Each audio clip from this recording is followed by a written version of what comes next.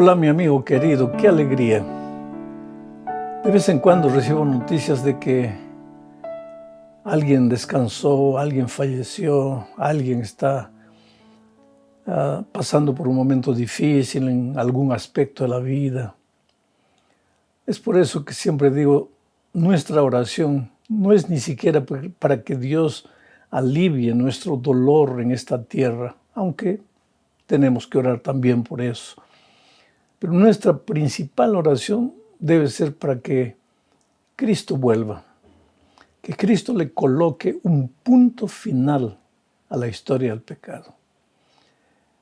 Estamos cansados de peregrinar en esta tierra. Salimos del Edén, de la casa del Padre. Caminamos en el desierto de esta vida en dirección a la casa del Padre nuevamente. Mientras ese día no llega, pues nuestro alimento diario es la palabra de Dios. Por eso vamos al estudio de la lección de esta semana, es la lección número 9, para el 27 de mayo del año 2023. Y el título de la lección es Una ciudad llamada confusión. El propósito de la lección de esta semana es mostrarnos el conflicto de los siglos, porque ya lo he dicho muchas veces, nosotros vemos lo que está delante de nuestros ojos, pero no vemos que por detrás hay un cuadro que nadie ve porque estamos entretenidos con las cosas que están aquí, pero no vemos el cuadro de fondo. Y el cuadro de fondo es la lucha entre Cristo y Satanás desde el cielo. Satanás quiso arrebatar el poder, levantó a la tercera parte de los ángeles, se rebeló, fue expulsado, vino a esta tierra y hoy se deleita en hacer sufrir a los hijos de Dios. Entonces, esta semana vamos a ver esa lucha o un aspecto de esa lucha, pero figuradamente, porque está en el libro de Apocalipsis. Y el libro de Apocalipsis es un libro por excelencia simbólico. El pueblo de Dios estaba siendo perseguido cuando Juan escribió Apocalipsis. Y el mensaje que Juan escribió para las iglesias tenía que ser un lenguaje simbólico. Entonces, con la ayuda del Espíritu Santo, los creyentes en oración podrían entender.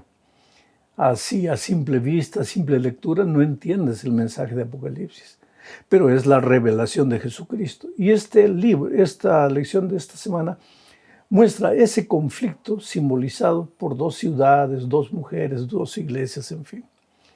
El primer subtítulo es Dos sistemas opuestos. Y aquí se habla justamente pues, de lo que estaba diciendo, dos ciudades, dos mujeres que simbolizan iglesias, dos comandantes, dos grupos. A veces nosotros decimos, todas las religiones llevan a Dios. Mucho cuidado, querido. Dios tiene un plan, Dios tiene una iglesia. No digo una denominación, digo una iglesia, un pueblo esparcido en este momento por todos los rincones de la tierra. El pueblo maravilloso de Dios en este momento está en todas las iglesias, en todas las filosofías, en todas las maneras de pensar. Gente sincera que cree en lo que cree porque es lo que ha aprendido. No tiene conocimiento de la palabra de Dios. Por eso el tercer ángel se levanta para predicar el evangelio eterno, para mostrar las verdades bíblicas que están escondidas en la palabra de Dios. Porque, ¿cómo puede haber un chef que no ha estudiado gastronomía, que no tiene una colección de libros de gastronomía? ¿Cómo puede haber un químico, un ingeniero químico que no tenga los libros que ha estudiado? ¿Dónde basa su conocimiento? Pues nosotros los cristianos, ¿cómo podemos ser cristianos si no conocemos la palabra de Dios? Toda la información que tenemos viene de la palabra de Dios.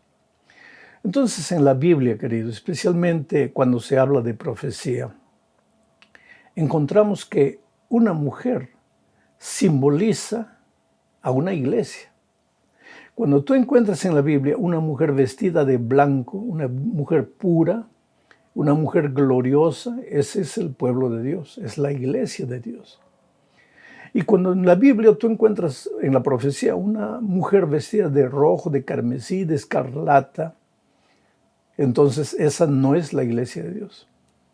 Pero tú en la Biblia no vas a encontrar una mujer vestida de blanco, otra de rojo, otra de amarillo, otra de azul, otra de celeste, otra de plomo, y decir que todas ellas llevan a Dios.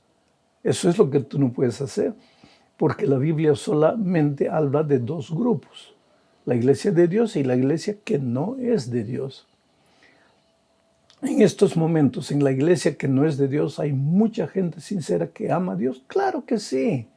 Ya dije, en todas las filosofías, en todas las iglesias, en todas las religiones, en todas las maneras de pensar, pero el ángel se levanta para proclamar el mensaje del Evangelio eterno. Entonces, veamos lo que estoy diciendo. Vamos a leer Jeremías 6:2. Dice así: como mujer hermosa y delicada comparé a la hija de Sión. ¿Quién era la hija de Sión? Jerusalén. Así se le llamaba, la hija de Sión. La iglesia de Sión, el pueblo de Dios en Sión, que estaba en Jerusalén. ¿Y qué dice aquí Dios a través del profeta Jeremías? Como mujer hermosa y delicada, comparé a la hija de Sión. O sea, la iglesia de Dios es una iglesia hermosa, delicada. En otras partes de la Biblia, como en Efesios dice, gloriosa, santa, sin mancha, sin arruga. Una iglesia gloriosa no quiere decir que es una iglesia perfecta. ¿Por qué? Porque la iglesia está formada por seres imperfectos, en proceso de santificación. Y mientras no llegue el día de la venida de Cristo y nuestra naturaleza humana sea transformada hasta ese día, pues seremos cristianos en crecimiento. Y habrá muchas veces dentro de la iglesia de Dios, habrá discusiones, habrá gente que aparentemente no vive el Evangelio, habrá chisme, habrá muchas veces peleas, división. Esa no es la característica de la iglesia de Dios. La iglesia de Dios es gloriosa, santa, sin mancha, a pesar de los seres humanos que estamos dentro de la iglesia en proceso de crecimiento. Pero vamos a leer ahora Apocalipsis 12:17, que sigue hablando de esta mujer que simboliza a la iglesia de Dios. Dice así: entonces el dragón es el diablo, Satanás, la serpiente antigua. Entonces el dragón se llenó de ira contra la mujer. ¿Contra qué mujer? Contra la iglesia de Dios, contra la mujer vestida de blanco. Entonces el dragón se llenó de ira contra la mujer y se fue a hacer guerra contra el resto de la descendencia de ella. ¿Quiénes son hoy los descendientes de la mujer? Pues es la iglesia de nuestros días, los que estamos vivos. El dragón no solamente persiguió a la iglesia a lo largo de toda la historia, sino que dice, va a perseguir a la iglesia hoy. ¿Y quién es esa iglesia? ¿Quiénes forman esa iglesia? Los que guardan los mandamientos de Dios y tienen el testimonio de Jesucristo. Los que creen en Jesucristo de todo corazón, viven para Jesús, le han dado el corazón, pero por amor a Jesucristo tratan de andar en sus instrucciones, siguiendo sus instrucciones. ¿Qué instrucciones? Las instrucciones de la palabra de Dios. Ahora, si no conoces la palabra de Dios, o si la abres una vez por semana, o si la abres solamente cuando vas a la iglesia, si no la estudias con dedicación, ¿cómo puedes saber cuáles son las instrucciones divinas? Y si no sigues las instrucciones divinas, entonces, ¿cómo puedes formar parte de la iglesia de Dios? Ese es el asunto que hay que tener en consideración. Ahora vamos a leer Apocalipsis 14:8. Aquí dice, y aquí está hablando ya del mensaje del tercer ángel, porque el primer ángel se levantó diciendo, ha llegado la hora de su juicio, adorad a aquel que hizo los cielos y la tierra, tenía el evangelio eterno en la mano para predicar. Ahora viene otro aspecto del evangelio, porque se levanta un segundo ángel y mira lo que dice. Otro ángel le siguió, eso es Apocalipsis 14:8, otro ángel le siguió diciendo, ha caído Babilonia, la gran ciudad, porque ha hecho beber a todas las naciones del vino del furor de su fornicación. Oh querido, aquí se habla de Babilonia. ¿Quién escribe Apocalipsis? Juan. Cuando dice él ha caído Babilonia, Babilonia ya había caído años atrás, muchos años atrás. Ya no existía la ciudad de Babilonia. Entonces, cuando el ángel profetiza para el tiempo del fin, ha caído Babilonia, evidentemente no está hablando de la Babilonia literal, de la ciudad de Babilonia, que hasta hoy no existe más. No está hablando de Babilonia. Está hablando de lo que Babilonia simboliza, y más adelante vamos a ver eso, qué es lo que Babilonia simboliza. Pero dice Juan, ¿por qué ha caído Babilonia? Por un motivo, ha dado de beber, ha hecho beber a todas las naciones del vino del furor de su fornicación. Vino, el vino del furor de la fornicación. Quiere decir, querido, la misma iglesia pura, la iglesia santa sin mancha, se puede volver iglesia impura. ¿Cómo? Sí. Si aquí está la iglesia pura y alguien no sigue las instrucciones divinas y comienza a inventar cosas que no están en la palabra de Dios, entonces esa misma iglesia que en un momento fue pura, deja de ser pura. ¿Qué significa vino en la Biblia?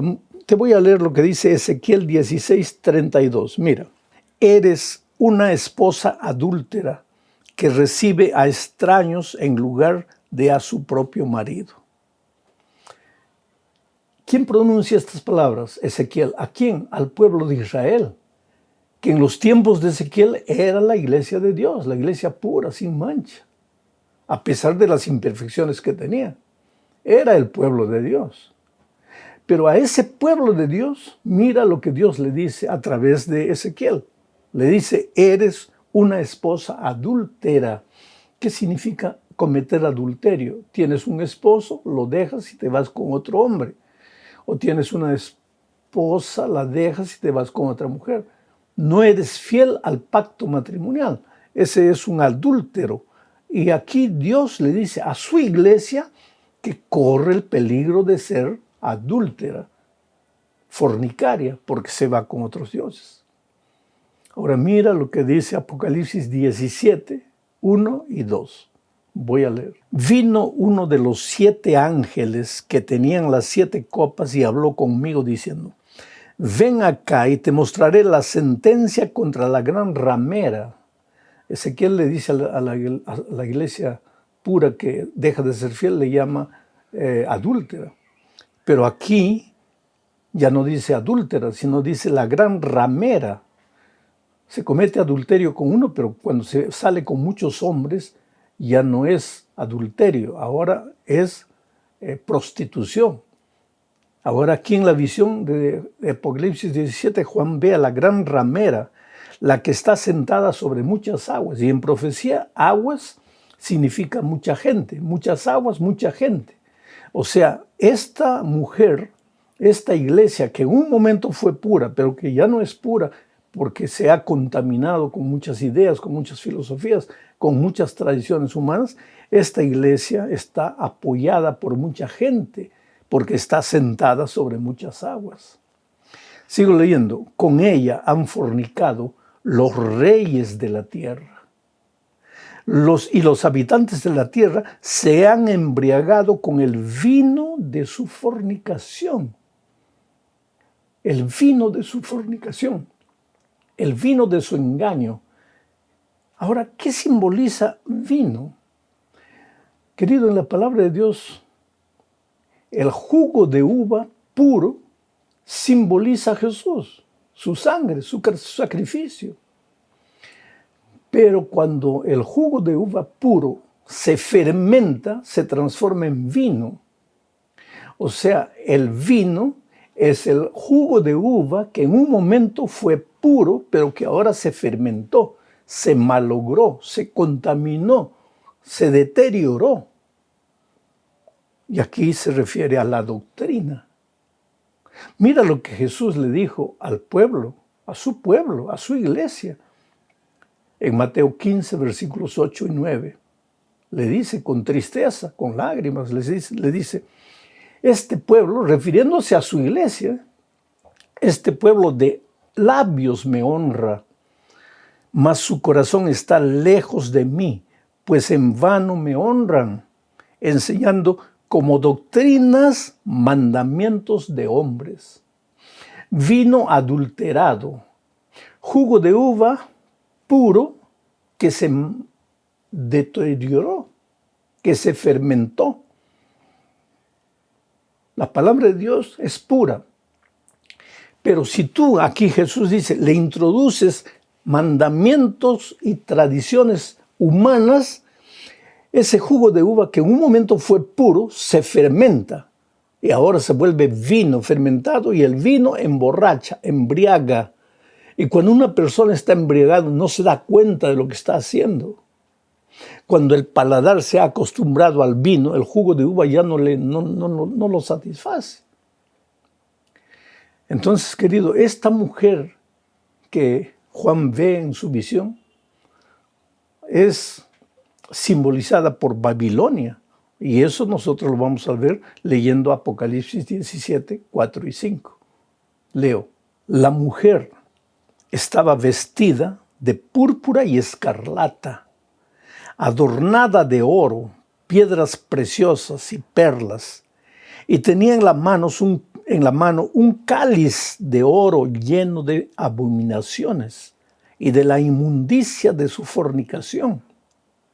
En su frente tenía un nombre escrito, un misterio: Babilonia la Grande, la madre de las rameras y de las abominaciones de la tierra. Esto es preocupante, querido. Una iglesia que cuando Jesús estuvo en esta tierra, la formó, sentó las bases del evangelio puro, que los apóstoles todavía conservaron la pureza. Con el tiempo, esa iglesia cristiana se fue dejando introducir por ideas humanas, por tradiciones humanas, por mandamientos de hombres. Entonces la Biblia ya no dejó de ser la única regla. Ahora era la Biblia y las tradiciones humanas, los mandamientos de hombres. Y entonces ese jugo de uva puro ahora se contaminó, esa doctrina pura se contaminó, se deterioró. Hoy día tenemos una doctrina fermentada, llena de ideas humanas. Y esa doctrina, simbolizada por el vino, embriaga a las personas. Y cuando una persona está ebria, pues no sabe lo que hace, no sabe para dónde va, tambalea, cae. Por más sincera que sea, está embriagada. ¿Y por qué está embriagada? Porque ha bebido del vino de la fornicación de esta mujer, de la contaminación. Porque esta mujer dejó al único esposo, Cristo, que es el esposo de la iglesia, y se fue atrás de sus tradiciones, de sus conceptos, de sus filosofías, y dejó de lado la palabra de Dios. Entonces vamos a la cuarta parte de este estudio hablando de un compromiso. Oh querido, Babilonia se opone a Dios y a Jerusalén y persigue al pueblo de Dios. Mira lo que dice segunda a los tesalonicenses, capítulo 2, versículo 4, hablando de el anticristo. El anticristo es una palabra interesante. Anti es contra Cristo, contra Cristo. Anticristo, contra Cristo. Y hay dos maneras de ponerse contra una persona. La atacas y si no la puedes atacar, te disfrazas de esa persona para deteriorar su idea, la idea que las personas tienen la imagen que esa persona tiene, deteriorarla delante de la gente. Entonces vamos a ver lo que dice aquí Pablo escribiendo a los tesalonicenses. Se opondrá y se exaltará contra todo lo que se llama Dios. Se exaltará contra Dios y contra el que adora a Dios, hasta sentarse en el templo de Dios, como si fuese Dios, haciéndose pasar por Dios. Interesante. Una de las doctrinas que no está en la palabra de Dios, sino que los hombres han inventado, es que el líder de una determinada iglesia puede ser infalible. Pero ¿cómo puede haber un ser infalible si todos los seres humanos hemos pecado? Si todos hemos nacido de una mujer trayendo ya la naturaleza pecaminosa, inclinaciones hacia el mal, ¿cómo alguien puede declarar que es infalible? Esa es una idea humana que contamina la doctrina pura de Jesucristo. Y en los últimos días se levantará, dice aquí, un poder religioso que se colocará contra Dios, pero no frontalmente contra Dios. Va a hablar de Dios, pero se va a colocar en el lugar de Dios. Va a falsificar a Dios. Y mucha gente lo va a seguir pensando que está siguiendo a Dios, cuando está siguiendo a otro poder que se ha colocado en el lugar de Dios. Apocalipsis 17:14 dice lo siguiente, leo. Pelearán contra el Cordero y el Cordero los vencerá. Está hablando de este poder religioso, de los ángeles malignos. Pelearán contra el Cordero y el Cordero los vencerá porque es Señor de señores y Rey de reyes. Y los que están con Él, con el Cordero, con Jesucristo, son llamados elegidos y fieles. Fidelidad. La iglesia pura, que en un principio fue pura, fue fiel a Dios, fiel a su palabra. Jugo puro de uva, con el tiempo se contaminó, se fermentó, se deterioró por la introducción de pensamientos humanos, de doctrinas humanas, de tradiciones humanas. Y hoy esa iglesia se disfraza de Dios, se coloca en el lugar de Dios, se hace pasar por Dios. Y como la gente está embriagada con el vino, con la teoría, con la doctrina que no tiene fundamento solo en la palabra de Dios, pues mucha gente sigue. Gente inocente, gente sincera. Por eso, mi amigo querido, nuestra responsabilidad de estudiar la palabra de Dios, de no seguir simplemente lo que el pastor dice, lo que el otro pastor dice. No. Tú estudia la palabra de Dios. Yo no quiero, por favor, que tú creas en lo que yo te digo. Tú tienes la Biblia en tus manos. Abre la Biblia. La versión Reina Valera tiene una versión llamada versión contemporánea, que es una traducción en un lenguaje español más fácil, más accesible, más fácil de entender. Cómprate una de esas Biblias y lee, y estudia, y analiza, subraya, comprueba. No sigas lo que los líderes religiosos dicen, sigue lo que Dios está diciendo. Llegamos al fin de este estudio hablando de Babilonia como centro de idolatría. Lógicamente, si tú sales de la Biblia, pues entonces cualquier dios sirve. Pequeños dioses que tú puedes fabricar. Y una de las mejores maneras de oponerse a Dios o de colocarse en el lugar de Dios es hacer que tú, en lugar de dirigirte a Jesús personalmente, directamente, comienzas a buscar intermediarios para ir a Jesús. Querido, ¿tienes una necesidad?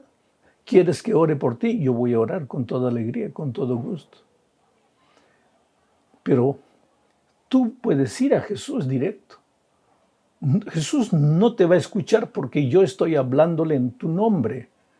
Me va a escuchar a mí como hijo de Dios, pero te puede escuchar a ti como a mí me puede escuchar. ¿Por qué tienes que tú buscar un intermediario? Rezarle al pastor fulano para que él lleve a Dios.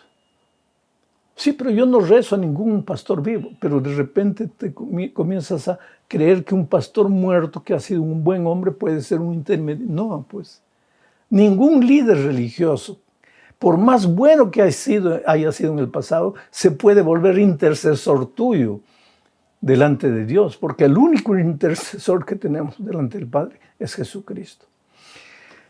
Amigo querido, esto es parte del mensaje del tercer ángel.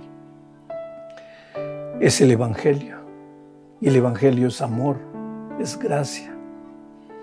El Evangelio no tiene como propósito destruirte, confundirte, hacerte sufrir. El Evangelio tiene como propósito redimirte, restaurarte, abrirte los ojos. Jesús te ama y te ama mucho.